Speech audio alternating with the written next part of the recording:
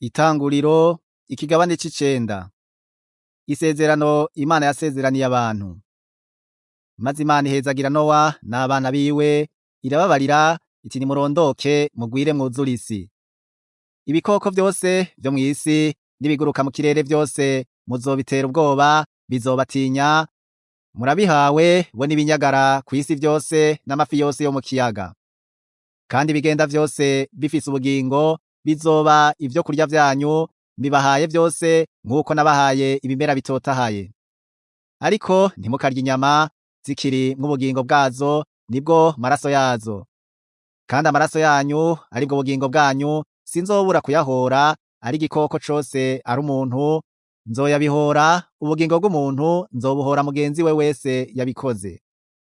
Uzovisha amaraso y'umuntu, nayiwe azovishwa n'abandi, kuko umuntu namuremye mw'ishusho yanje jewe Imana. Nuko namwe nimurondoke, mugwire, muvyarire cane kw'isi, muyigwiriremwo.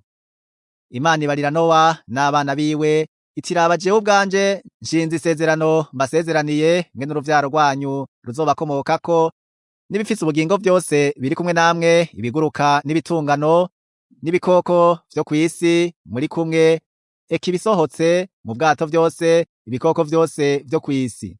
Nuko nshinze isezerano mbasezeraniye, ibifise umubiri vyose ntibizosubira kurandurwa n'amazi y'umwuzure ukundi, kandi ntihazobaho umwuzure wo gutikiza isi ukundi.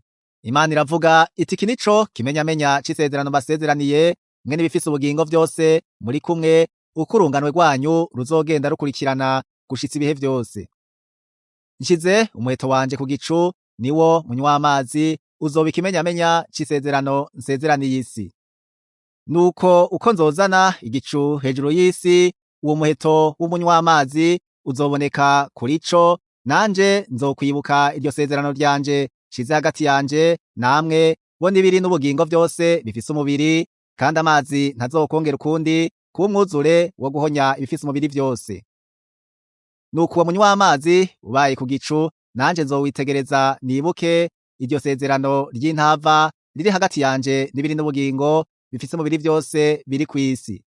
Imana ibarira Nowa iti ico nico kimenyamenya c'isezerano nashinze hagati yanje n'ibiri n'umubiri vyose biri kw'isi. Hamu acumura kuri se.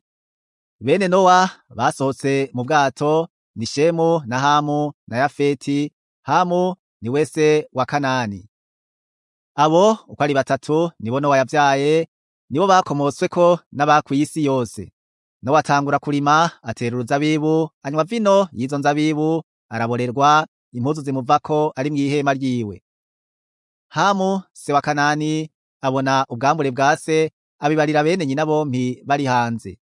Shemu na Yafeti babira umwambaro, bawukika ku bitugu vyabo bompi, bagenza imigongo, bafuka ubwambure bwa se, kandi amaso yabo kuko yari aroyirya ntibabona ubwambure bwa se.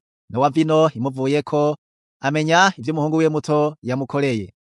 Aravuga ati Kanani abaye ikivume, azoba umuja w'abaja kuri bene nyina. Kandi atuhoraho aragahezagirwa niyo Mana ya Shemu, Kanani we nabe umuja wiwe. Imana yagurire Yafeti abe mu mahema ya Shemu, Kanani we nabe umuja wiwe. Wa mwuzure uhise, Nowa amara imyaka 350. Imisi yose Nowa yamaze yabaye imyaka 950, araheza arapfa.